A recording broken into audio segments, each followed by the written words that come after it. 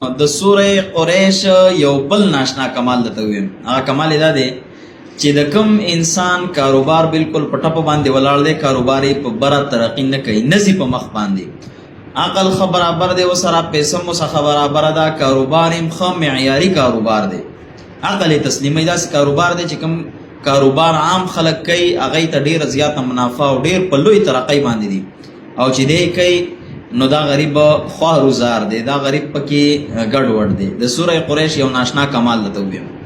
که مونځ نه کې اول خو مونځ شروع که د ټولو نه پیله خو دا عهد وکړه د ځان سره چې زه به 5 وخته مونځ په پابندۍ باندې کوم، ځکه په سوره قریش کې ذکر هم د عبادت په آخره کې الله رب العزت باقاعده انسان ته ترغیب ورکوي، حکم کوي چې ګوره ته د قریشو حالاتو ته وګوره، دوی د تجارت یو سفر د یخنۍ په موسم کې کوي، بل سفر د ګرمۍ په موسم کې کوي، دواړه تجارتونه دي کنه. ګوره دواړه تجارتي قافله یو د یخنۍ په موسم کې یو د ګرمۍ په موسم کې دواړه کوي تجارت.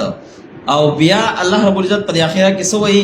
لإلاف قریش إلافهم رحلة الشتاء والصيف فليعبدوا رب هذا البيت الذي اطعمهم من جوع وآمنهم من خوف. یاد ساتئ تجارت سبب دی، پیسې لګول سبب دی، وخت ورکول سبب دی، کاروبار شروع کول یو سبب دی، خو اصل سیز او اصل مقصد څه دی؟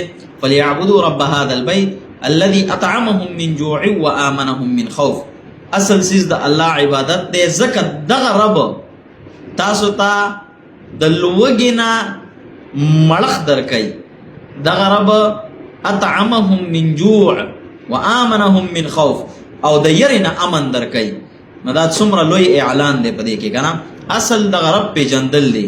نو د سوره قریش یو بله فایده دغه ده چې د تجارت دپاره که چېرته غواړې چې تجارت مې ترقي وکړي، سوره قریش شروع کا.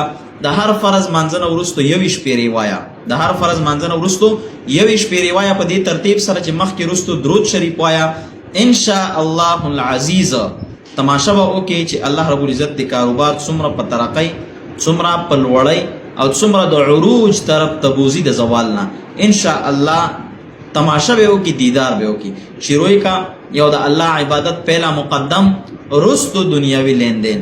نو انشاء الله دا غز او دا میدان چې الله رب العزت ستا کاروبار ته څنګه ترقی ورکوي، تجربه په وکړه، تسخیر هم پکې شته او ترقیم پکې شته او برکت هم پکې شته، خو یقین کامل پکار دی د الله په کلام باندې. ان شاء الله ټولې مسلې به حل. جزاکم الله خیره.